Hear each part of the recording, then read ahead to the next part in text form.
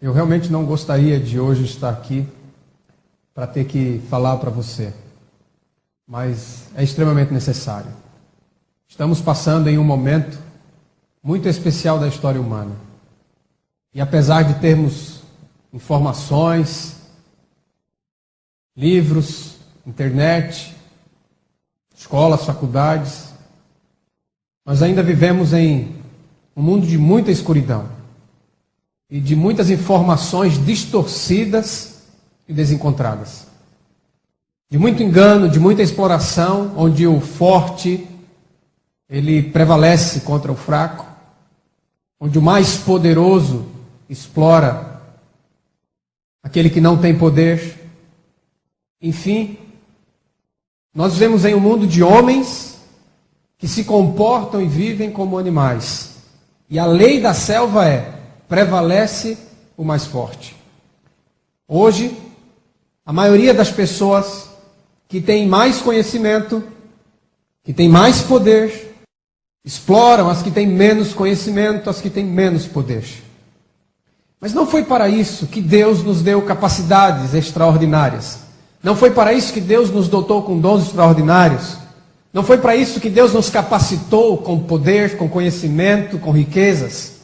Deus dá bênçãos a pessoas para que elas estejam em posição privilegiada, a fim de descerem as pessoas que estão em posição deprimente, para que possa erguê-las. Jesus, quando esteve na terra, nos ensinou a nos dirigir a Deus como nosso Pai. Ora, se Ele é nosso Pai, e Ele é justo, e Ele é amor, como está escrito, então, meus amigos, significa dizer que, como um Pai justo, Ele dá aos seus filhos em igualdade, como filhos de Deus, como seguidores de Jesus Cristo, como irmãos que somos, em nome de Jesus, temos os mesmos privilégios, temos a mesma posição, temos o mesmo conforto e as mesmas facilidades. Se somos fortes, é para fortalecer os fracos. Se somos mais capacitados, é para ajudarmos os menos capacitados, para que eles, como nós, tenham acesso aos mesmos privilégios. Bem, de todas as injustiças, distorções deste mundo, não há como negar que a mais aberrante de todas é a distorção religiosa dos ensinamentos da Bíblia e através da iluminação do Espírito Santo, dos estudos da Palavra de Deus. Nós necessitamos continuar descobrindo, estudando e aprendendo as coisas de Deus. E hoje, quero convidar você para estudar o tema sobre os dízimos praticados nas religiões. Possivelmente você devolve fielmente 10% de tudo aquilo que você ganha para a sua igreja, para a sua religião.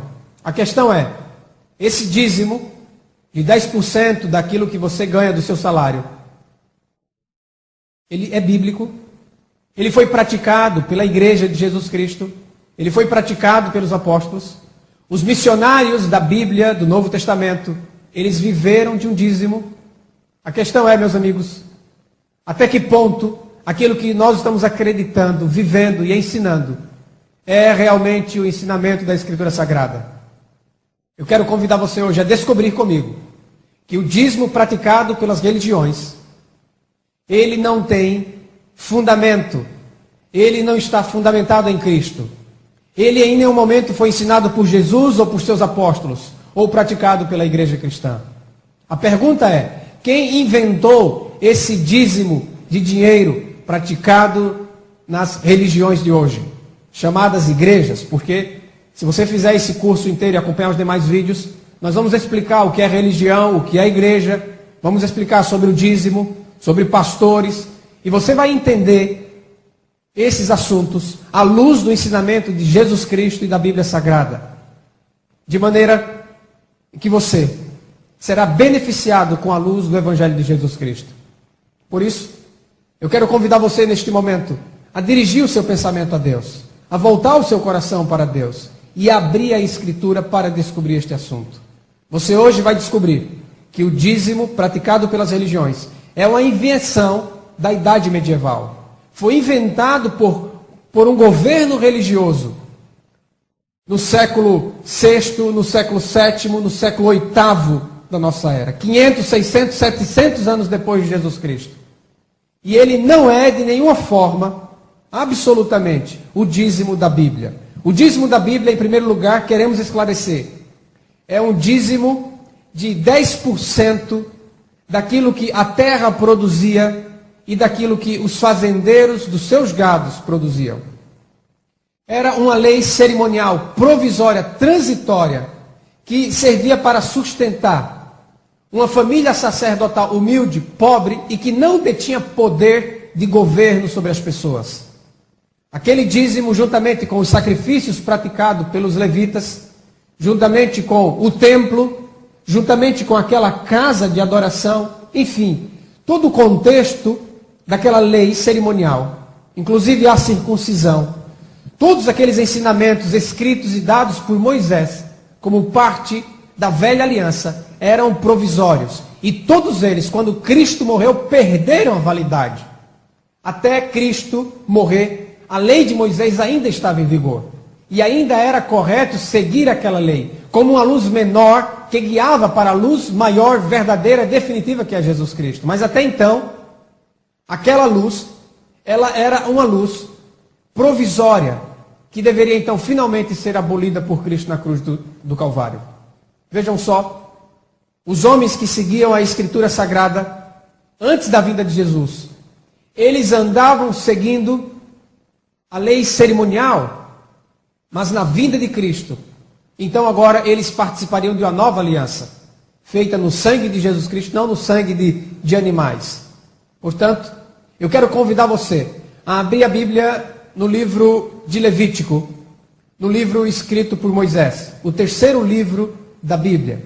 E ali, depois que Deus dá as instruções para a criação de um santuário na terra, que era uma figura provisória do santuário celestial, então Deus dá as diretrizes do que eles devem fazer. E Deus também escolhe uma família dentre as 12 tribos de Israel para ser a família sacerdotal, que era a família de Levi, do profeta Moisés. E dentro desta família ele escolhe uma família, a família de Arão, o irmão de Moisés, para ser a família sacerdotal, que deveria então oficiar, servir, que deveria praticar as leis cerimoniais no santuário.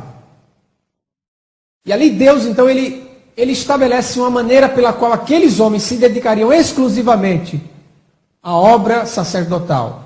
De que eles viveriam? Bem, em primeiro lugar, era proibido a eles ter qualquer propriedade. Eles deveriam ser um povo humilde, porque eles simbolizariam Jesus Cristo, que é o sumo sacerdote, é o verdadeiro sacerdote, o único sacerdote entre Deus e os homens, o único mediador, do qual aqueles sacerdotes eram apenas figura. Por isso eles deveriam ser humildes, de vida humilde, deveriam viver entre os pobres, não poderiam ter propriedades. Era-lhes assegurado unicamente a sua casa. Eles deveriam ter uma casa para morar. Mas nada de riquezas, nada de luxos, nada de salários, não. Eles então trabalhariam unicamente, exclusivamente pela comida. E daí então Deus estabeleceu aquilo que nós conhecemos como dízimos. Então vamos ler o texto bíblico, o texto de Levíticos, capítulo 27, versículo 30 ao 32. Também, todas as dízimas da terra, tanto dos cereais do campo como dos frutos das árvores, são do Eterno. Santas são ao Eterno. Se alguém das suas dízimas quiser resgatar alguma coisa, acrescentará a sua quinta parte sobre ela. No tocante às dízimas do gado e do rebanho, de tudo que passar debaixo do bordão do pastor, o dízimo será santo ao Senhor. Não se investigará se é bom ou se é mau, nem o trocará. Isto é, não vai se verificar se o décimo animal, o décimo gado, ele é doente ou ele é são, ele é cego ou tem algum defeito. Não. Não importa como seja o décimo animal da sua fazenda. O décimo deve ser dedicado ao Senhor, entregue então para o serviço sacerdotal. Mas, se de algum modo o trocar, um e outro serão santos, não serão resgatados. Verso 34, Levítico 27, 34. São estes os mandamentos que o Senhor ordenou a Moisés para os filhos de Israel no Monte Sinai. Então vejam o que diz o texto bíblico. O texto bíblico diz que é para dizimar aqueles que produzem grãos na terra, as dízimas da terra. Então, se você produz grãos, disse Moisés ao povo de Israel, então vocês que produzem grãos devem separar 10% da colheita para dedicar ao serviço de Deus, para sustentar a 12ª parte de um povo, de uma nação de milhões de homens. E aqueles que têm fazenda, que têm gados, sejam bois, sejam ovelhas, enfim, eles devem contar. Aquele que tinha 9 animais, ele não dizimava. Mas, a partir do momento que ele tivesse um 10º animal, então aquele 10º animal que ele produzisse na sua terra, esse animal deveria ser dado ao Senhor e não poderia, de forma alguma, escolher qual animal dá para o Senhor. Era o 10º, não importando qual fosse. Portanto, este texto de Levítico 27 e 30 é o texto fundamental, inicial, para a lei dos dízimos, dado ao povo de Israel enquanto vagueava pelo deserto. Porque o dízimo ele é dado em duas etapas. Ele é dado em primeiro lugar para o sustento dos sacerdotes e para o povo de Israel enquanto eles vagueavam pelo deserto, foi 40 anos. E depois Moisés adapta essa lei para o lugar fixo de adoração. E isso ele faz só em Deuteronômio. Então esse texto aqui de Levítico 27 e 30 é o texto base para a lei dos dízimos. Haviam outros tipos de profissões, diríamos assim, no meio do povo, mas nenhum outro tipo de profissão dizimava na Bíblia. Nenhum ferreiro, nenhum comerciante, nenhum vendedor, em nenhum outro lugar você vai encontrar na Bíblia alguém dando um dízimo de dinheiro ou de uma outra profissão. Era exclusivo para aquele que tinha animais e aquele que produzia grãos. Por isso você não vai encontrar em nenhum momento alguém que tem uma outra profissão entregando dízimos para o santuário. Na verdade, meus amigos, Deus não estava erigindo uma empresa, Deus não estava fazendo um comércio, Deus não estava negociando e vendendo bênçãos a ninguém, absolutamente. Isso fazia parte de uma aliança chamada Velha Aliança, que nunca foi propósito de Deus estabelecê-la na terra. Ele o fez por causa da dureza do coração do povo, que não queria encontrar o seu Deus. Por isso Deus estabeleceu com eles uma velha aliança. Veja o texto bíblico de Êxodo capítulo 19, quando Deus chama Moisés para se comunicar e dar a mensagem dele ao povo. Quando ele tira o povo do Egito, ele disse o seguinte: tendes visto o que fiz aos egípcios, como vos levei sobre asas de águia e vos cheguei a mim. Agora, pois, se diligentemente vocês ouvirem a minha voz e guardarem a minha aliança, então vocês serão a minha propriedade exclusiva, peculiar, especial, dentre todos os povos, porque toda a terra é minha. Vocês serão para mim um reino de sacerdotes e nação santa. São estas palavras, disse Deus a Moisés, que você falará aos filhos de Israel. Êxodo capítulo 19, versículos 4, 5 e 6. Então veja, o propósito de Deus era fazer de Israel uma nação de sacerdotes reais, de sacerdotes a serviço do rei, sacerdotes que serviam a Deus para o mundo inteiro. Mas estes homens, eles não estavam de forma alguma preparados e não aceitaram aquilo que Deus queria. Então Deus teve que fazer com eles uma velha aliança. Eu quero que vocês vejam qual foi a resposta do povo, a rejeição, o momento da rejeição. Êxodo capítulo 20, depois que Deus deu os 10 mandamentos, o povo que tinha presenciado os trovões, os relâmpagos, o clangor da trombeta, o monte fumegante. Então, quando Moisés desceu do monte, Êxodo capítulo 20, versículo 19, o povo disse a Moisés: Moisés, fala-nos tu e te ouviremos, porém não fale Deus conosco, para que nós não morramos. Entenderam? Você entendeu? Deus queria fazer do povo inteiro um povo de sacerdote. Mas o povo não quis. O povo disse: não, Moisés, você vai ser o sacerdote.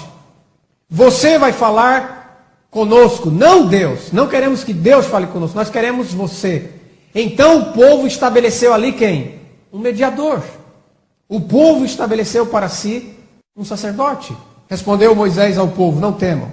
Deus veio para vos provar e para que o seu temor esteja diante de vocês, a fim de que vocês não pequem. Então Deus entende a rejeição do povo. E Deus usará agora de um velho testamento, de uma velha aliança, para ensinar ao povo o seu amor e a sua salvação. E Deus disse a Moisés, em Êxodo capítulo 25, versículo 8, e me fará um santuário, para que eu possa habitar no meio deles. Ou seja, o Deus Todo-Poderoso, que queria habitar dentro do coração das pessoas, dentro da mente das pessoas, ele estava impedido disso. E ele então diz para Moisés: faça um santuário para que eu possa habitar no meio do povo. Mas percebam que esse não era o objetivo inicial de Deus. Ele usa este como um plano B. E através da velha aliança que ele estabelece com o seu povo, ele prepara o povo para aceitar Jesus Cristo. Para então crer no Cordeiro de Deus que tira o pecado do mundo. Quando Jesus Cristo vem à terra, então Jesus Cristo, ele põe fim a esta velha aliança, a este santuário provisório simbólico, a este sacerdócio provisório simbólico. Ele põe fim a estas leis cerimoniais provisórias e simbólicas. Ele põe fim à circuncisão, ao sacerdócio e aquilo que sustentava a vida do sacerdote. No caso, aqueles dízimos de alimentos. Depois que Deus dá as instruções das leis cerimoniais em Levítico 27, versículo 30 ao 32, então Deus estabelece que nada se deve acrescentar a tudo aquilo que ele falou. Nada se deve mudar, nada se deve modificar. O que Deus quis dizer, realmente ele disse. Há uma passagem em Provérbios, capítulo 30, versículo 6, quero ler com vocês. Ele disse: nada acrescentes às suas palavras, disse através do seu profeta, para que não te repreenda e sejas achado mentiroso. Então, quando as pessoas querem pegar esta lei dada a Israel, esta lei cerimonial provisória, que fazia parte de um templo que não existe mais, de um sacerdócio que não existe mais, quando eles quisessem justificar o seu dízimo religioso de hoje com aquele dízimo da Bíblia, eles então seriam achados mentirosos, porque Deus nunca falou isso. Essa lei Deus nunca deu. A lei que Deus... Quando Cristo morreu, o véu do santuário rasgou-se de alto a baixo. E tudo aquilo que era cerimonial provisório, ligado àquela casa de Deus, simbólica na terra, porque Deus não habita em casa, em templos feitos por mãos humanas. Então tudo aquilo deixou de existir. Aquele sacerdócio, e também aquela lei de dízimos, e a circuncisão, e os sacrifícios, e o cordeiro, e as datas religiosas, os 7 sábados cerimoniais, enfim. Todas aquelas instituições, elas deixaram de ter validade. Por isso, nunca foram praticadas pela igreja cristã, nem ensinadas por Jesus Cristo e seus apóstolos na nova aliança. Quem quer impor tal lei de dízimos sobre os cristãos é porque, abra sua Bíblia, em 2 Coríntios 3, 14 a 17, você vai saber por quê. É porque os sentidos deles se embotaram, diz o texto bíblico. Pois até o dia de hoje, quando fazem a leitura da antiga aliança, o mesmo véu permanece, não lhe sendo revelado que em Cristo é removido. Mas, até hoje, quando é lido Moisés, o véu está posto sobre o coração deles. Quando, porém, algum deles se converte ao Senhor, o véu lhes é retirado. Ora, o Senhor é Espírito. E onde está o Espírito do Senhor? Aí há liberdade. 2 Coríntios, capítulo 3, versículos 14 até o 17. Ainda, se alguém insiste em fazer a bênção depender da prática cerimonial dos dízimos, que é uma lei levítica, e que não passa de alimentos, e foi engenhosamente transformada em dinheiro, na Idade das Trevas, na Idade Medieval, 600 anos depois da morte de Cristo. Contudo, nós, Abra sua Bíblia, 2 Coríntios capítulo 4, versículo 2. Contudo nós, não só eu, porque há muitos irmãos que têm descoberto essas maravilhas na Bíblia, descoberto as distorções da história, através da história. Por isso nós também juntamente com os apóstolos de Cristo, nós todos aqueles que estão fundamentados na nova aliança, pelo contrário, rejeitamos as coisas que por vergonhosas se ocultam, não andando em astúcia, nem adulterando a palavra de Deus, antes nos recomendamos a consciência de todo homem na presença de Deus, pela manifestação da verdade. 2 Coríntios capítulo 4, versículo 2. Adulterando a palavra de Deus astuciosamente, num passado distante, há 1.300, 400, há 1.500 anos atrás, e tornaram esse dízimo religioso um requisito de bênção ou maldição para os cristãos. Porém, Gálatas capítulo 3, verso 10. Porém, todos quantos, pois, são das obras da lei, estão debaixo de maldição, porque está escrito: maldito todo aquele que não permanece em todas as coisas escritas no livro da lei para praticá-las. Então, se alguém quer restaurar a lei dos dízimos, terá que restaurar tudo mais que a lei cerimonial diz, como o sacerdócio levítico. Vai ter que procurar onde é que tem levita no mundo, para chamar eles para restabelecer um sacerdócio, porque o dízimo era para eles. E outra, viu? Não é dízimo de dinheiro, não. Aí tem gente que diz assim: não, mas naquele tempo na Bíblia não tinha dinheiro. Quem ensinou isso a você? Está completamente alheio à história da Bíblia ou à história comum. Dinheiro existe desde que existe civilização. Abraão comprou a sepultura da sua esposa com o que, diz a Bíblia? Com dinheiro. José, quando seus irmãos foram comprar trigo no Egito, foram comprar trigo com o quê? Com dinheiro. E tudo isso é anterior a Moisés.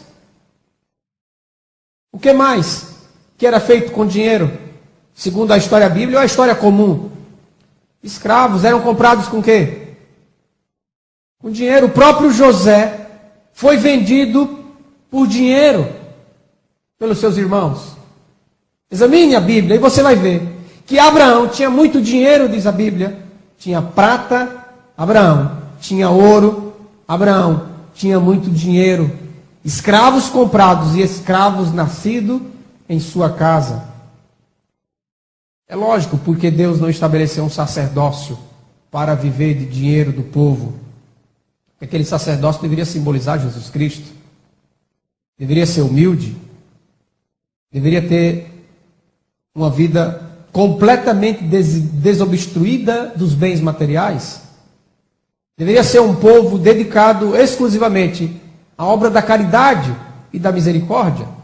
Nós vamos ver ainda neste vídeo como nós podemos dar dinheiro para Deus, e vamos descobrir que não tem nada a ver em dar dinheiro para fortalecer um governo religioso.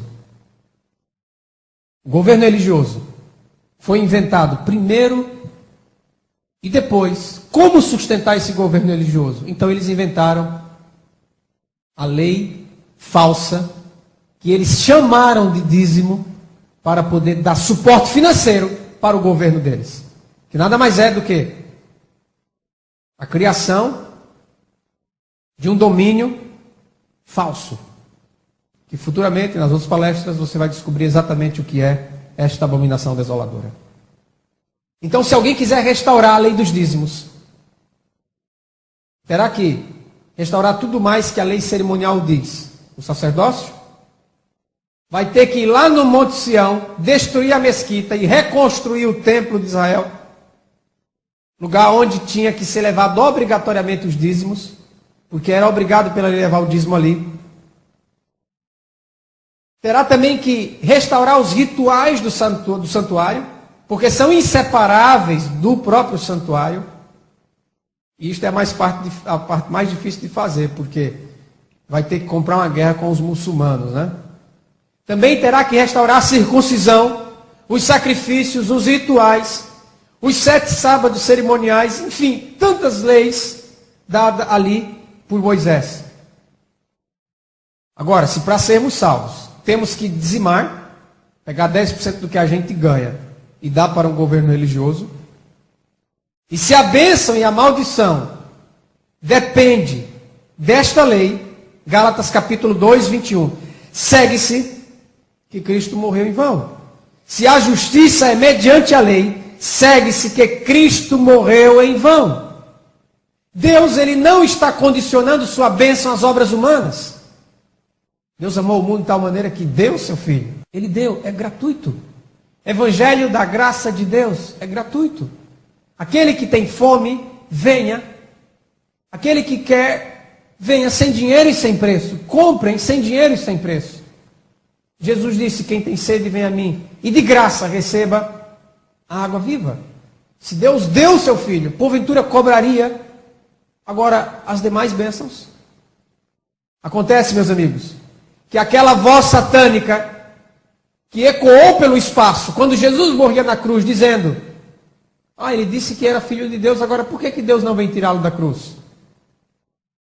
Você disse que você era filho de Deus, mas Deus não ama você porque você está aí sofrendo, porque você está aí morrendo nessa cruz. Esta pregação satânica foi copiada pelos seguidores de Satanás, pela deturpação das religiões, ensinando que Deus só está com aqueles que têm prosperidade financeira. Jesus Cristo estava morrendo na cruz. E, ao morrer na cruz, segundo a ótica humana do mundo e de Satanás, ele estava sendo completamente derrotado? Deus não estava com ele? Acontece, meus amigos,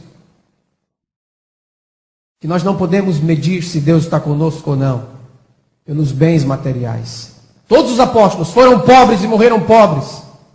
E a maioria esmagadora de todos os cristãos que hoje existem no mundo são pobres.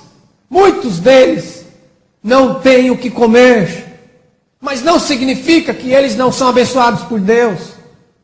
Porque Deus tem um reino, mas é o reino dos céus, não é da terra. Nós aqui somos peregrinos e estrangeiros, não temos aqui morada certa. Nada do que há aqui neste mundo, e inclusive está escrito, não amem o mundo nem as coisas que há no mundo. Eu não estou dizendo que não podemos ter coisas aqui. Eu estou dizendo é que se temos ou não temos, isso não depende de um favor exclusivo de Deus, em troca de alguma coisa que você está dando para Ele. Se fosse assim, todos os cristãos sinceros seriam riquíssimos, os mais ricos da terra. Então o reino dos céus não seria dos céus, seria da terra. Nós agonizamos agora e sofremos agora por amor a Jesus Cristo, para então, como Jesus Cristo foi humilhado, nós completemos a sua humilhação, para que quando Ele se manifestar em glória, nós também sejamos manifestados em glória com Ele. De Cristo vos desligastes, vós que procurais justificar-vos na lei, da graça decaístes. Gálatas capítulo 5, versículo 4. Continuando o texto bíblico, porque nós, pelo Espírito, aguardamos a esperança da justiça que provém da fé. Porque em Cristo Jesus, nem a circuncisão, nem a incircuncisão tem valor algum, mas a fé que atua pelo amor. Vocês corriam bem. Quem vos impediu de continuar a desobedecer a verdade? Paulo dirigiu estas palavras aos cristãos da Galácia, porque eles, enganados por falsos cristãos, que ainda insistiam com a lei de Moisés, diziam que eles não seriam salvos se eles não circuncidassem.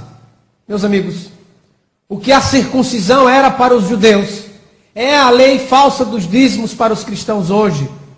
Eles impõem a mesma coisa, e da mesma forma decorrem na mesma condenação. O dinheiro se tornou hoje para as ordens religiosas e para os cristãos, que eles conseguem dominar um fator de bênção ou de maldição.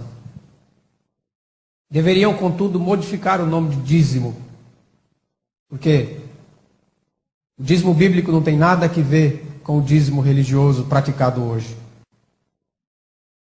Deveriam mudar o nome para imposto religioso, mensalão religioso, tributo religioso, qualquer outro nome, Mas não pode usar o nome dízimo bíblico, porque isto é corromper, modificar, adulterar a palavra de Deus. O dízimo é uma lei cerimonial de alimentos para um sacerdócio levítico da lei de Moisés, pertencente a um sacerdócio imperfeito, provisório, de um templo feito por mãos humanas, cujos serviços foram completamente abolidos. O dízimo de hoje, praticado pelas igrejas, não é o dízimo bíblico. E também não pode ser assim chamado. É como o batismo praticado com um pouco de água na cabeça. É chamado como batismo, mas na verdade, mundialmente conhecido como batismo, mas na verdade, não pode ser chamado de batismo, porque batismo na Bíblia, a palavra grega batismo, significa mergulhar, mergulhar em água. Então, tanto a palavra batismo, como a palavra dízimo, está com um sentido completamente adulterado, corrompido, fazendo a Bíblia dizer o que ela nunca disse. O falso conceito está embutido na cabeça. E aí quando você olha, você vê esse falso conceito como se fosse verdade. Mas é uma adulteração, uma modificação. É uma transformação ilegal daquilo que está escrito. Eu não entrego um dízimo dos meus rendimentos para uma organização religiosa, porque eu sou seguidor de Jesus Cristo e não dos homens. Jesus, ele nunca pagou ou entregou um dízimo para uma organização religiosa. Você pode dar vários motivos para isso, mas o primeiro deles não é porque ele não era fiel à lei de Moisés, porque Jesus cumpriu a lei de Moisés à risca. O motivo real é porque Jesus era carpinteiro. Carpinteiro não dizimava. Era produtor de grãos que dizimava. Era produtor de gado que dizimava. Jesus não tinha fazenda. Jesus não era agricultor. Jesus era carpinteiro. Por isso Jesus nunca dizimou. Mas ele foi fiel à lei de Moisés. Em todo o tempo ele cumpriu a lei de Moisés. Mas não com respeito aos dízimos, porque ele era carpinteiro. A promessa da salvação, segundo está escrito em Apocalipse 2:26, Jesus disse, é para o vencedor, aquele que guardar até o fim as minhas obras. Jesus Cristo, ele não estabeleceu o dizimar como uma obra sua que deveria ser imitada, nem tampouco dos apóstolos, nem de qualquer cristão. Não há um verso na Bíblia em que a igreja de Cristo praticava a lei dos dízimos. Nem Paulo, nem Pedro, nem João, nem Tiago, nem Barnabé, nem nenhum dos cristãos do Novo Testamento, da igreja de Cristo, nenhum deles, em nenhum momento, em nenhum lugar da Escritura, é dito que eles praticavam essa lei de dízimos. A lei levítica com o sacerdote, os dízimos que o sustentavam, a circuncisão, sinal desta velha aliança, o templo, que era chamada casa de oração, casa de Deus, um lugar físico, um lugar fixo para adorar a Deus, os rituais e os sacrifícios, tudo isso era um ensino provisório, Gálatas 3:24, e serviu de aio para nos conduzir a Cristo, a fim de que fôssemos justificados por fé. E tendo vindo a fé, já não estamos subordinados ao aio.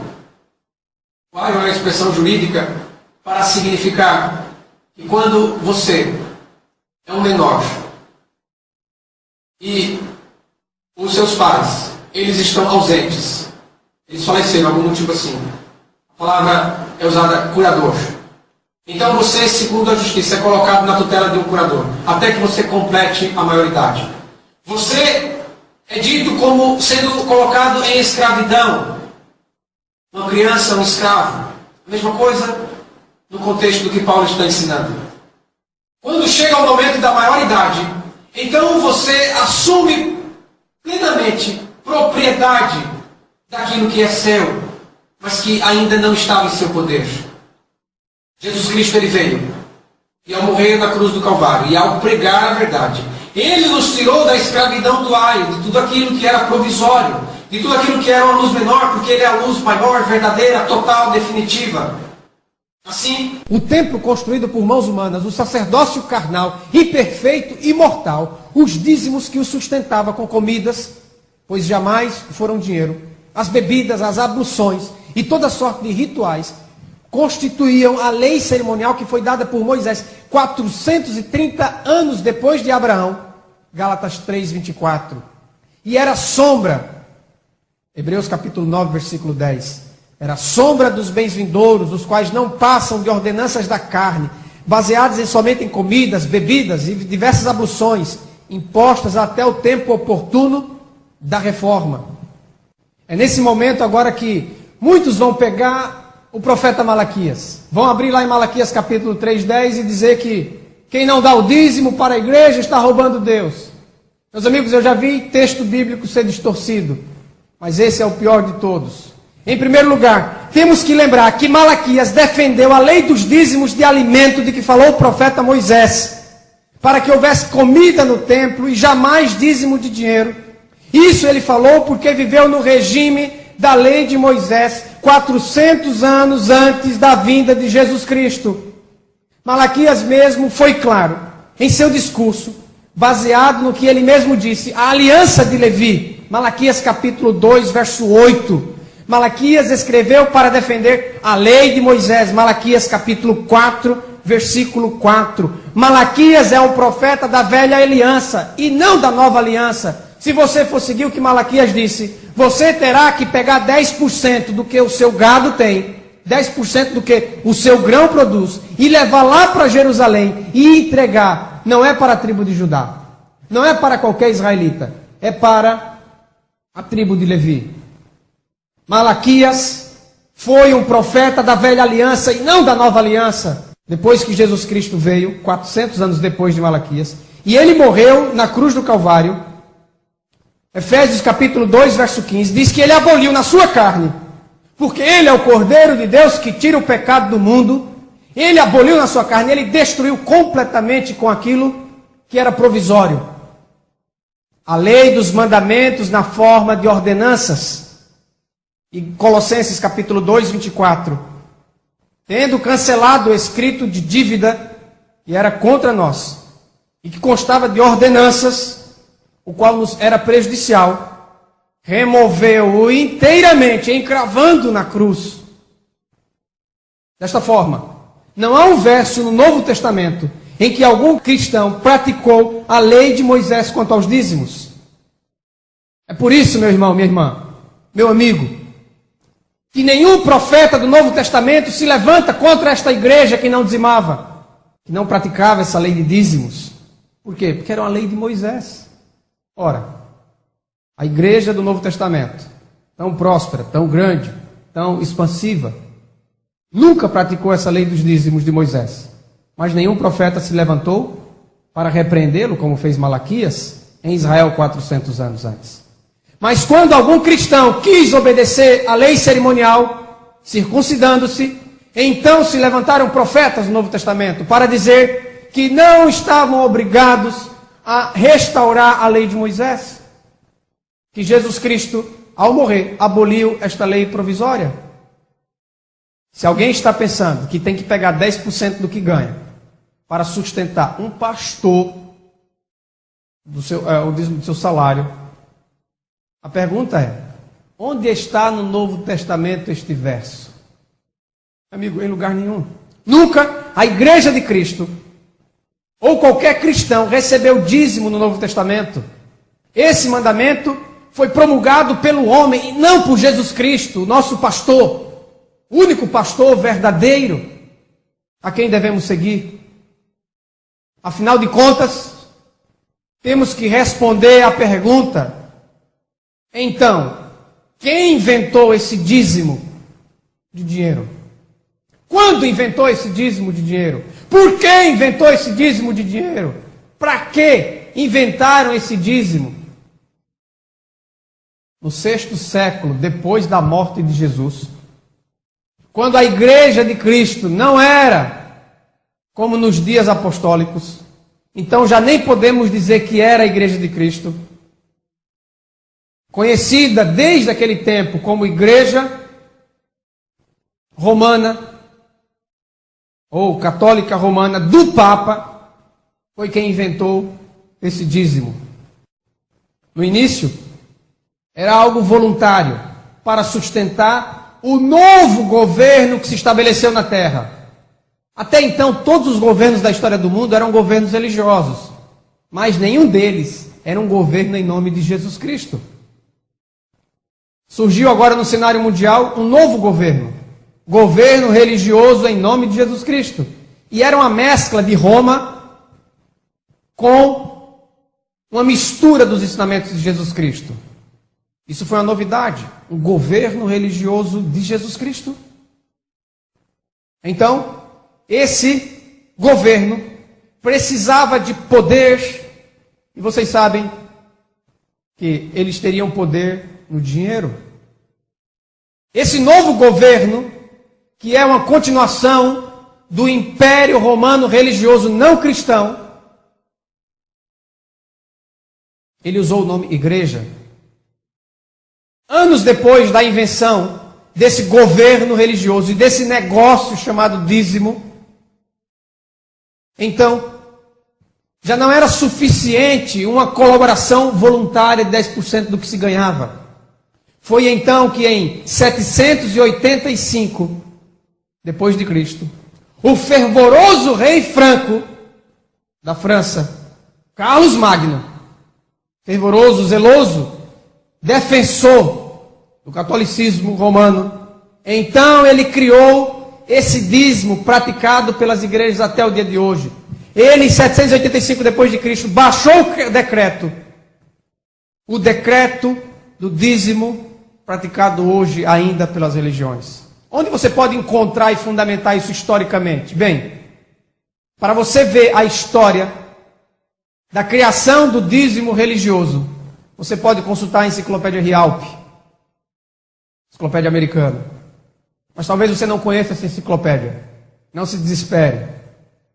Eu agora há pouco tempo não sabia, foi uma novidade para mim, porque eu descobri estas coisas unicamente com a Bíblia, e depois que me veio ao entendimento estas palavras, então eu comecei a pesquisar na história para saber onde surgiu esse falso dízimo. E aí então eu encontrei a enciclopédia Rialp. Mas eu queria algo que o brasileiro pudesse ter acesso. E orei, pedi a Deus. E finalmente me veio aquela convicção de procurar a enciclopédia Barça, que muitos de vocês talvez tenham até em casa. Eu abri a enciclopédia Barça no verbete dízimo. Caros amigos, é impressionante como ali está contada a história do surgimento do dízimo que hoje se pratica nas religiões. Pega a enciclopédia Barça. Aquele registro é fiel da história. E o decreto de 785, onde você pode encontrar fundamentação? Eu vou citar para você, já citei a enciclopédia secular mais importante da nossa língua portuguesa. Agora eu vou citar uma autoridade religiosa, a mais importante do meio religioso, conhecido por todos os estudiosos da religião cristã.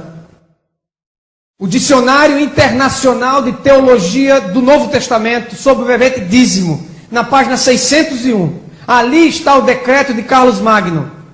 Você pode ler o artigo completo, da página 595 à página 601. Ali está declarando o surgimento do dízimo praticado pelas religiões. Esse Dicionário Internacional de Teologia do Novo Testamento, primeiro foi publicado na Alemanha, muitas décadas atrás.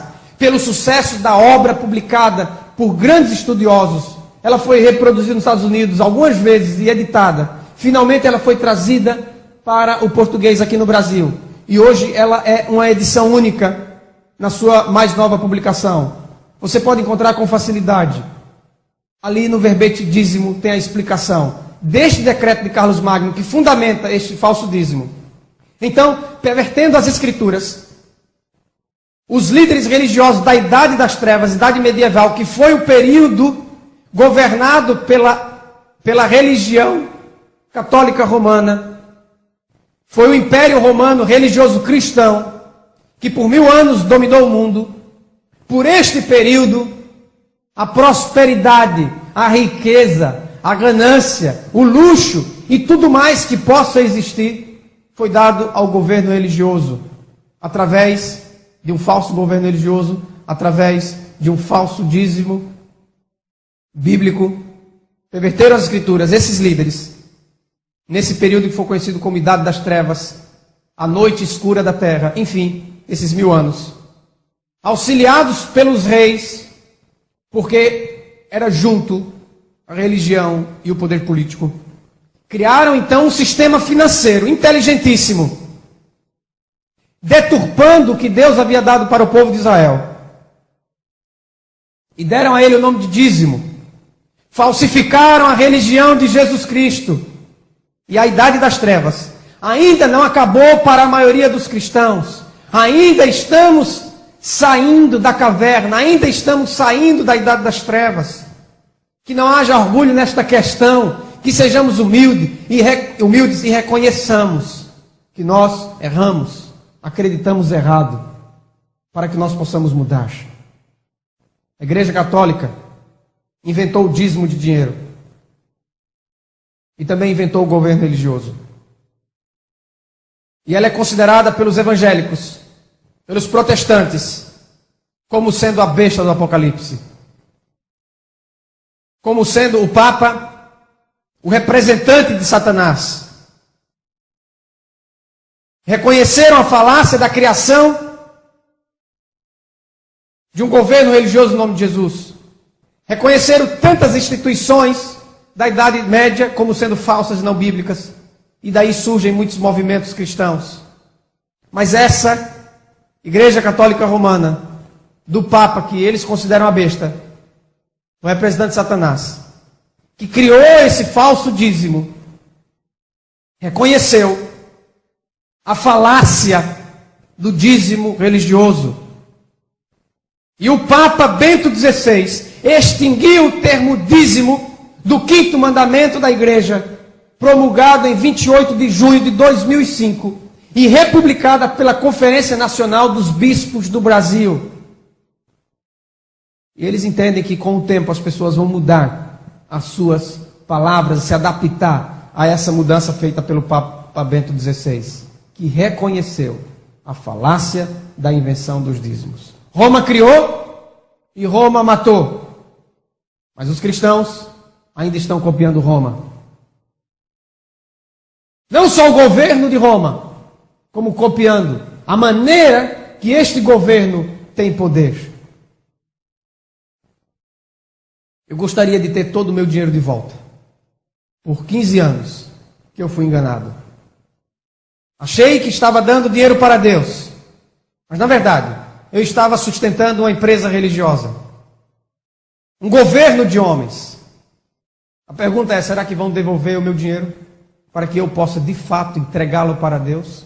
Se eu quiser depositar um dinheiro na conta de Jesus Cristo, alguém aí sabe o número desta conta? Daqui a pouco eu vou dizer para você qual o número da conta de Jesus. Se você quiser dar dinheiro para Deus, eu vou ensinar como. Não que eu de mim mesmo saiba alguma coisa, mas simplesmente eu vou mostrar para você na Bíblia o que a Bíblia diz sobre este assunto. E você vai entender.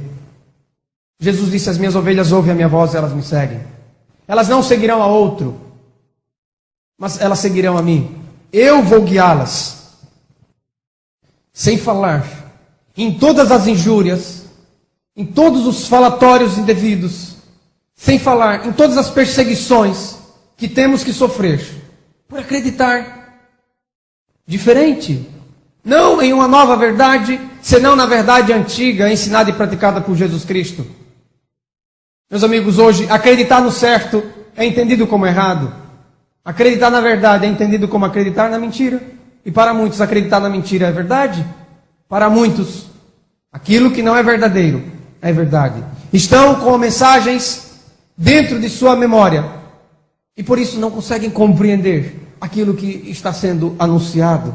Graças a Deus, que apesar de toda injustiça praticada pelos governos religiosos em nome dele, ele foi maior na minha vida. E hoje, olhando para ele sem os óculos do engano, sem os óculos da falsa religião, criada pelos homens, eu posso afirmar que Ele é justo. Justo com seus filhos. E que no reino dele não há exploração nem desigualdade. Eu amo mais Jesus. Eu te amo mais, Jesus. Mais do que nunca. Eu celebro a tua bondade, a tua justiça. Porque tu és o Rei eterno. Somente tu és o Senhor. Somente tu és o meu pastor. E posso dizer, nada me falta. Louvado seja o Eterno. Porque agora o Eterno passou a reinar. Passou a governar. Na minha vida, eu deixei com César o que é de César, entendi. E deixei com Deus o que é de Deus. Aconteceu a separação dos poderes. Aos homens o governo do mundo.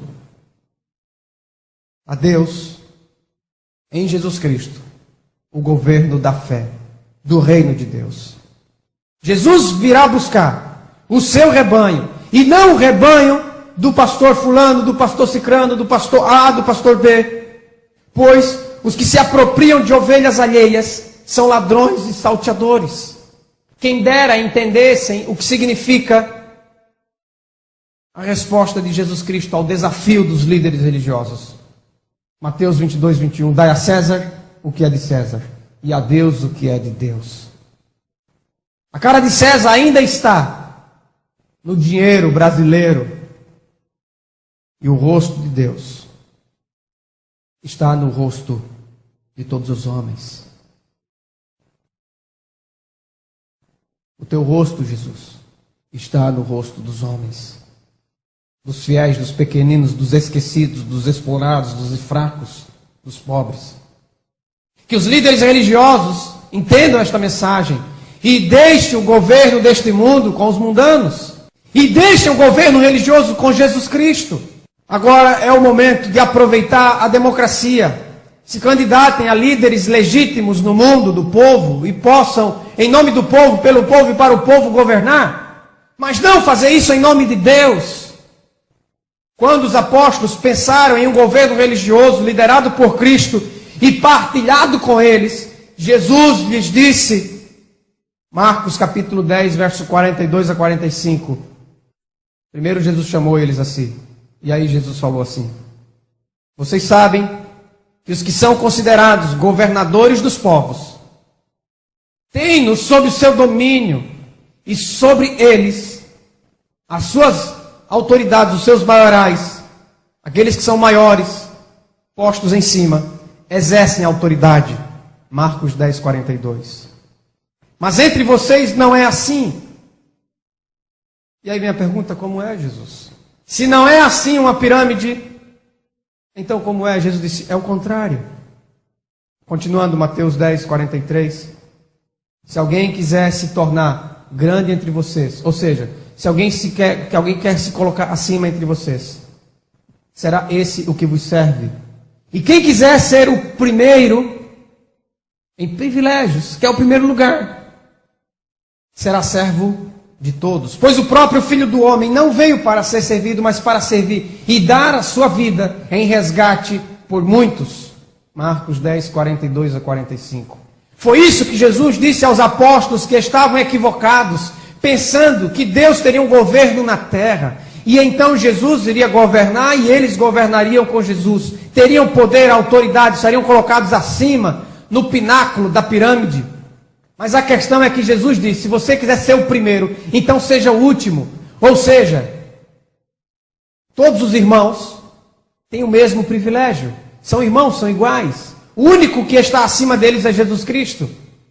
Então se você quer ter uma posição maior, você está enganado, ele disse aos apóstolos. Vocês têm que descer para o mais baixo nível. Ou seja, você vai ser o último a comer, se você quer ser maior do que os outros.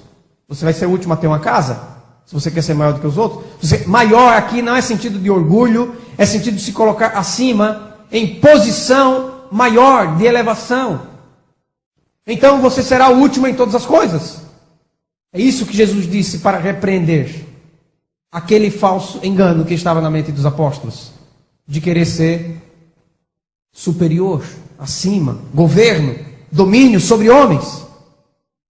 Enquanto os fariseus exerciam governo religioso sobre as pessoas, elas não puderam receber o único e verdadeiro pastor, nem puderam entrar no reino de Deus, ou seja, no governo de Deus. E eles mesmos, enquanto exerciam a administração religiosa, eles mesmos não deram a Deus o que é de Deus. Enquanto existir governo religioso, o homem estará tomando nas mãos o que é de Deus. Só Deus pode governar sobre os fiéis. E isso ele faz através unicamente de Jesus Cristo. Os líderes religiosos estão aprisionando pessoas a si mesmas. Aprisionando os homens à sua forma de fé. A vida dos homens que confiam em sua liderança religiosa é transformada à base da pirâmide do seu governo religioso. Quando Jesus falava do reino dos céus, é porque é dos céus mesmo, e não da terra. Eu continuo orando, agora mais do que nunca, com uma clareza maior. Venha Deus, venha a nós o teu reino, que venha o reino dele, porque o reino dele está vindo. Mas, enquanto este reino não vem, ele é um reino espiritual, que está no meio dos homens, e que está dentro dos filhos de Deus. São Lucas 17, 20 e 21. Jesus foi interrogado pelos fariseus sobre quando viria o reino de Deus. E Jesus respondeu para eles. Sabe por que eles fizeram essa pergunta para Jesus? Porque muitas pessoas estavam sendo expulsas da religião, do templo, da igreja. E elas estavam agora sem um lugar fixo para adorar a Deus. Elas estavam agora sem um governo religioso para dedicarem a sua devoção.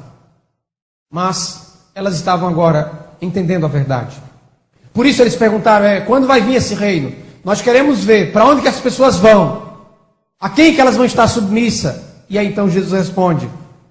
Ele disse, não vem o reino de Deus com visível aparência. Nem vão dizer, ele está aqui ou lá ele está, porque o reino de Deus está no meio de vocês. Jesus responde assim aos fariseus, o reino de Deus está no meio de vocês, o governo de Deus, o domínio de Deus está no meio de vocês. E vocês não estão percebendo, porque o reino de Deus é espiritual. Ele acontece agora espiritualmente, falando no coração daqueles que se tornam filhos de Deus através de Jesus Cristo pela fé. Você pode entrar agora no reino de Deus, ao sair do reino, do governo, do domínio dos homens. E livre se tornar súdito do reino de Deus. E Deus adota você, muito mais do que um súdito, um escravo. Ele faz de você filho, e você se torna filho do rei. E então você participa do reino de Deus, como filho. Quem rejeita qualquer governo religioso e faz de Jesus o seu único pastor, vivendo as práticas e os ensinamentos de Jesus Cristo, ensinamentos estes de caridade, então ele está vivendo a religião de Deus. O que passa disso é a religião dos homens. Através do governo religioso, então os mercadores da fé, como empresários que são, praticam o mercado ilegal e clandestino, o comércio das almas, de pessoas. O nome do negócio, igreja. Os nomes sagrados, Deus, Jesus, Bíblia, são apenas usados como propaganda do negócio, como produtos de um mercado. Aquele que não poupou o seu próprio filho, antes por todos nós o entregou, porventura não nos dará graciosamente com ele todas as coisas? Romanos 8:32. Em Cristo nos foram dadas todas as coisas, todas as bênçãos de Deus. Não há bênção maior para recebermos posteriormente. Se Jesus é o seu pastor, nada falta para você. Todas as bênçãos Deus já lhe deu. Ele não precisa de dinheiro para abençoar você. Em nenhum momento. As bênçãos já são nossas pela fé, por acreditarmos em Jesus Cristo. Nós já temos tudo que Deus nos prometeu. Mas como os homens estabeleceram líderes religiosos para si mesmos. Então há uma fome insaciável. Os homens estão perdidos, sendo conduzidos por outros homens. Jesus disse, cegos guiando cegos. Na verdade, não é porque a pessoa que está guiando não tem entendimento, não tem inteligência, não tem sabedoria. Tem sim. E não tem pouca não, tem muita. Faz o povo trabalhar para si, de graça. Ainda paga para trabalhar para si. Enquanto os irmãozinhos estão na fila do SUS, tem a maior e melhor cobertura de planos de saúde. Então não são, em nenhum momento, cegos no sentido do mundo, não. No sentido do mundo, eles veem com 4, 5, 6, 10 mil olhos. Olham por todos os lados. São muito diferentes dos santos de barro. Santos de barro têm olhos, mas não veem. Esses santos religiosos têm olhos e veem muito bem. Enxergam longe. Aqueles outros lá de barro têm mão, mas não pegam. Esses pegam. Pegam em grandes quantidades de dinheiro. Então, negócio da fé é um negócio extremamente próspero. Está prosperando. As pessoas voltam sempre, inadvertidamente, pagam alto por isso. Voltam sempre à mesma fonte dos homens. São eles os homens dominados, escravizados. São eles uma fonte inesgotável para os governos religiosos, para os multimilionários que exercem o comércio, cujos gerentes do negócio podem dizer, eles sim podem dizer que nada lhes falta deste mundo, porque tem tudo. Nós não podemos conseguir por dinheiro aquilo que Deus nos deu gratuitamente. E tudo nos foi dado em Cristo pela graça mediante a fé. Se Deus entregou o seu Filho gratuitamente para conceder vida eterna ao que crê, porventura Ele estaria agora cobrando dinheiro dos fiéis para poder dar outras bênçãos? Estaria Deus cobrando de você dinheiro para poder te abençoar? Os homens pintaram Deus como um mercador, um empresário. Eu te abençoo, mas você me dá dinheiro. Na verdade, meus amigos, o Evangelho de Deus faz bem pobres, mas o Evangelho dos homens faz bem a eles mesmos que pregam este Evangelho. Deus é representado como sendo mesquinho pelos pregadores que estão refletindo o seu próprio caráter interior, pois são mesquinhos na compreensão espiritual e estão, por assim dizer, profanando o sangue da nova aliança, insultando o Espírito da graça. Cumpre-se a palavra que diz, conforme está escrito em 2 Pedro, pode ler na sua Bíblia, capítulo 1 até o versículo 3. Atente bem para esta leitura. Assim, como no meio do povo surgiram falsos profetas, e aí Pedro falando, se referindo ao passado, no meio do povo surgiram falsos profetas, assim também haverá entre vocês falsos mestres, os quais introduzirão dissimuladamente heresias destruidoras, até o ponto de renegarem o soberano Senhor que os resgatou, trazendo sobre si mesmos repentina destruição, quer dizer, uma destruição surpresa. E muitos seguirão as suas práticas imorais. Agora eu vou abrir um parênteses aqui para a descrição de Pedro. Práticas imorais. Eu pergunto, será que há algo mais imoral que aconteça na religião do que a exploração financeira praticada em nome de Deus? Será que há algo mais imoral que possa existir do que pastor fazendo campanha de cura na sua igreja e dizendo que a pessoa faça um sacrifício, que venda o seu apartamento ou que pegue 10% do que ele ganha e dê para a igreja? E daí, se a pessoa vai e bate o carro, ou se a pessoa vai e está passando por um problema na sua família, um problema financeiro, ou se ela perdeu o emprego, daí o pastor vai na sua casa e diz, irmão, você está sendo fiel nos dízimos, irmão. Isso é porque você falhou. No entanto, meus amigos, enquanto os irmãos têm que depender da fé para viver neste mundo, os líderes religiosos dependem disso aqui. O irmãozinho, para ter saúde, tem que depender da cura. O líder religioso tem plano de saúde. O irmãozinho tem que crer na fé que o carro dele vai ser guardado. Mas o líder religioso tem plano, tem seguro do seu carro, tem seguro de vida, tem a melhor escola para os seus filhos, tem a melhor casa da cidade, do bairro. E o irmãozinho, não é pecado ter casa, ter piscina, ter carro, viajar o mundo inteiro, se hospedar no hotel de 5 estrelas. Pecado é fazer isso em nome da religião, em nome de Deus. Isso é um pecado grave. Há muitos homens de Deus fazendo isso. Há muitos homens de Deus colocados no lugar errado. Mas eles são homens de Deus, mas não o suficiente para perceber que almoçar na churrascaria de R$50, enquanto tem muitos irmãos que não têm o que comer. Eles são homens de Deus, mas não que enxerguem suficiente para perceber que isso é pecado. Quero chamar a sua atenção agora para você depositar dinheiro na conta de Jesus Cristo. Eu não sabia, mas eu descobri que Jesus Cristo tem uma conta corrente, e você pode depositar o dinheiro diretamente para Ele. E faça isso, e você será realmente recompensado. E você vai ver que aqui não tem um jogo de interesses, nem Deus está comprando você, nem a sua fé.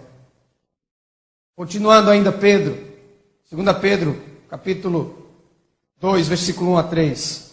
E muitos seguirão as suas práticas imorais, e por causa deles será difamado o caminho da verdade.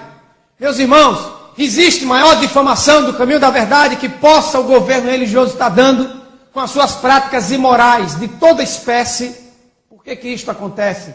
Por que o líder religioso estuprou a criança?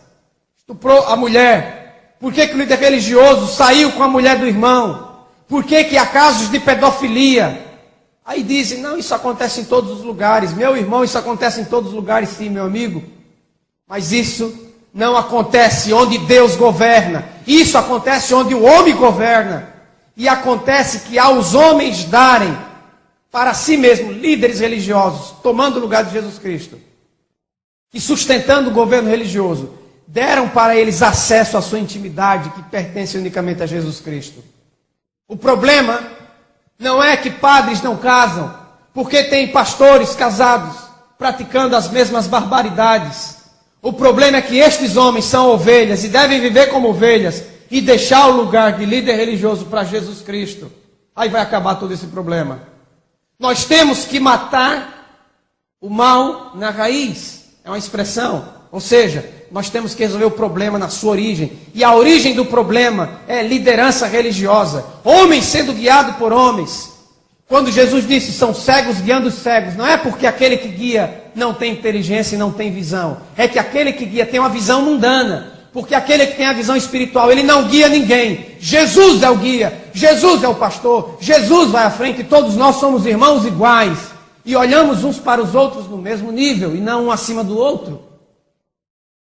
Continuando, também, movidos de ambição por dinheiro, disse Pedro, profetizando, farão comércio de vós.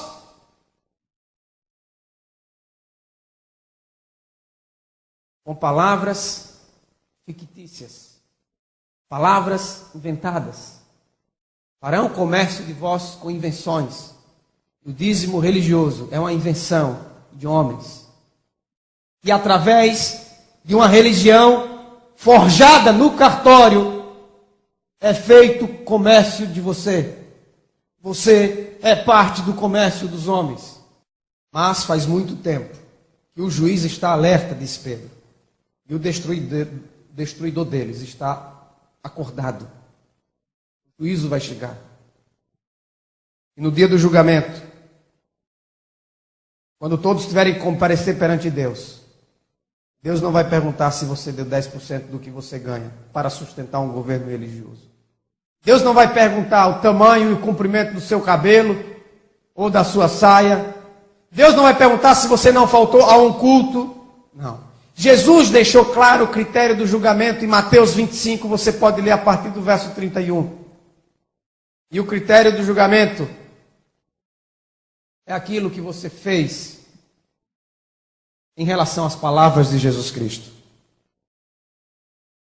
Deus Ele não está vendendo as suas bênçãos. Deus não é um negociador, um empresário.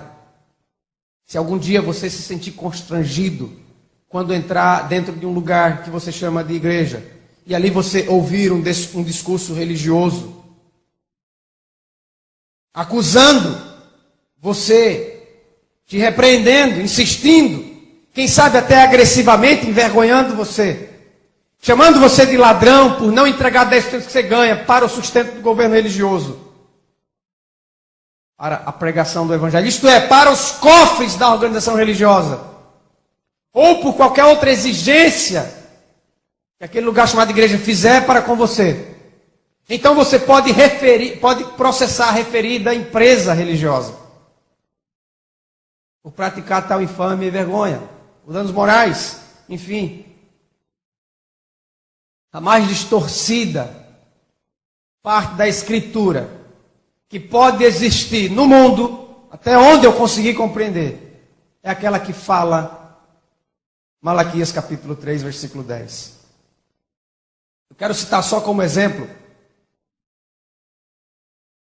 o voto escrito, publicado, não de forma ampla, por isso para muitos vai ser uma surpresa, mas de forma restrita para os administradores que governam a fé e a religião dos homens. Quero citar como exemplo o voto desta organização religiosa. Olha o que ela disse: o dízimo é do Senhor e deve ser devolvido à casa do tesouro, à tesouraria da associação. Você está me perguntando aí, de que organização religiosa é? Bem, você pode encontrar essa citação no livro Regulamentos Eclesiásticos Administrativos, da Divisão Sul-Americana da Igreja Adventista do Sétimo Dia, 1998. Você vai encontrar isso na referência V12.5. Ali você vai encontrar isto que eu estou dizendo. É o chamado livro de praxes, conhecido. Estou só dando um exemplo, mas isso é a compreensão de toda a organização religiosa, todo governo religioso. Vou ler outra vez a citação do que está escrito.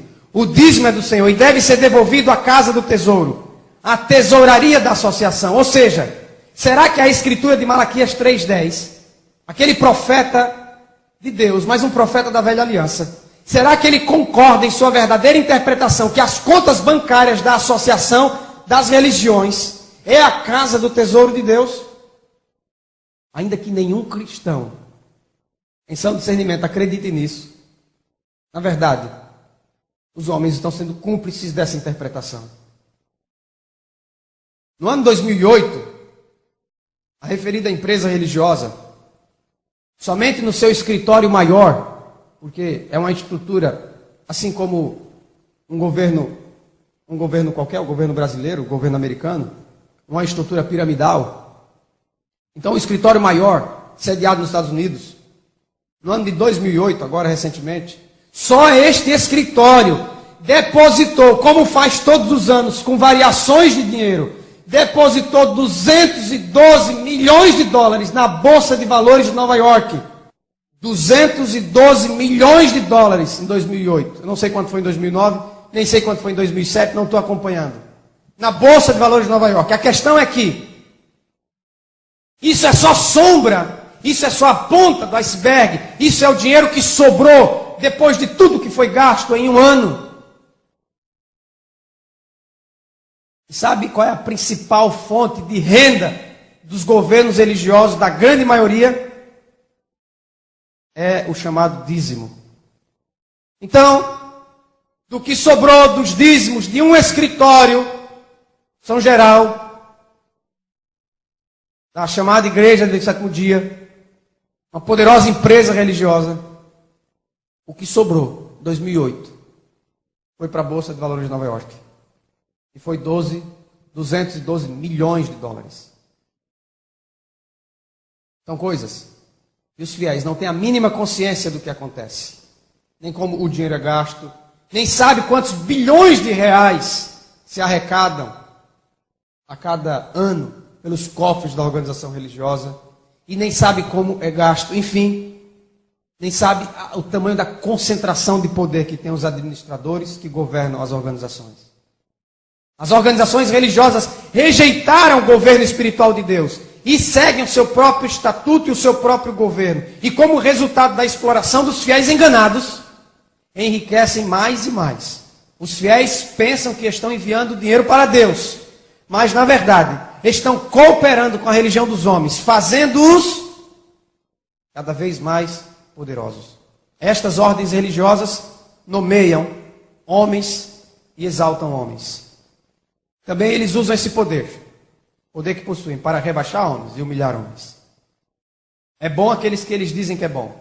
É ruim aqueles que eles dizem que é ruim. E quando chegam ao máximo da sua tolerância, eles simplesmente eliminam. Mas quando eles chegarem ao máximo da tolerância de Deus, cairão todos em um só dia. Todos eles. Exatamente como foi com Jerusalém. E antes tinha sido a menina dos olhos de Deus, como disse Zacarias capítulo 2, versículo 8. Mas a menina dos olhos de Deus cresceu, virou uma mulher, se prostituiu, adulterou, e está em adultério, é uma prostituta, e ainda não estão vendo. Assim foi com Israel, assim foi com Roma, assim foi com as demais organizações religiosas. Os demais segmentos religiosos. Todos copiaram o governo da terra. Oposição ao governo de Deus. João capítulo 12, versículo 6. Cita que Judas, que era chamado tesoureiro dos apóstolos, ele repreendeu Maria, a Madalena, por ter dado uma oferta a Jesus de um perfume cheiroso, derramando sobre sua cabeça, sobre seus pés. Então Judas, ele repreendeu a atitude daquela mulher, porque deu diretamente para quem? Para Jesus. Judas, ele queria ser o atravessador da bênção que aquela mulher estava retribuindo, da bênção que aquela mulher estava desfrutando. Enfim, da bênção que era aquela mulher e do seu contato direto a Jesus Cristo. Judas queria se colocar no meio dos dois. Judas não entendia. Judas era diabo. Mas ele não foi diabo sempre. Ele se torna com as rejeições progressivas. Ninguém é diabo simplesmente porque acredita no erro. Se torna diabo por continuar acreditando no erro, quando a verdade é anunciada e proclamada. João 12,6 diz que Judas disse isso, não porque tivesse cuidado dos pobres, mas porque era ladrão, e tendo a bolsa tirava o que nela se lançava. Quando Paulo foi pregar, e teve um encontro com os apóstolos, que foram chamados antes dele. Gálatas 2,10, Paulo disse que a única coisa que eles recomendaram a Paulo foi que se lembrasse dos pobres, o que também ele disse, me esforcei por fazer, Gálatas 2,10. E depois, quando Paulo prega a igreja de Coríntios, 2 Coríntios 9,9, ele diz, como está escrito, distribuiu, deu aos pobres, e a sua justiça permanece para sempre. Hoje, a palavra de Deus vai ensinar você como ajudar financeiramente a obra de Deus. Como depositar dinheiro diretamente na conta de Jesus Cristo. Mateus 25, 31 a 46, vou ler de uma forma resumida. Jesus disse, tive fome e você me deu comida. Eu tive sede e você me deu bebida. Eu era um mendigo e você me hospedou, arrumou uma casa para mim. Eu estava nu e você me vestiu. Eu era enfermo e você foi me visitar. Talvez você não tinha o poder de me curar, mas você foi lá me ver, no leito de morte. Não diz que você foi me curar, diz que você foi me ver. Eu estava preso e você também foi me ver. Jesus Cristo se tornou homem, se identificou com todo homem. Há muitas pessoas que estão presas hoje porque não tiveram o privilégio de nascer em uma família estruturada. Por isso, com uma mãe muitas vezes prostituída, um pai muitas vezes drogado, com 3 anos de idade aprendeu as coisas erradas. Com 5 anos aprendeu a fumar. Com 10 anos aprendeu a roubar. Com 15 anos aprendeu a usar drogas pesadas. Com 17 aprendeu a traficar. Com 18 matou alguém. Com 19 estava preso, está preso até hoje. Mas ele é simplesmente fruto de uma estrutura, de uma sociedade injusta, desigual, exploradora. Para existir um poderoso tem que haver muitos fracos, um sábio tem que haver muitos ignorantes. A questão é, meu amigo, se ele tivesse nascido talvez no seu lar, ele não seria um preso. Jesus disse, vá ver o preso. Sempre que o fizestes a um destes meus pequeninos irmãos, a mim o fizeste, disse Jesus. Uma melhor tradução para o texto grego, pequeninos, seria esquecidos. Então vamos reler o texto. Sempre que o fizestes a um destes meus esquecidos irmãos, a mim o fizeste. Então hoje, eu digo para você, onde está a conta corrente de Jesus Cristo? É a conta do pobre.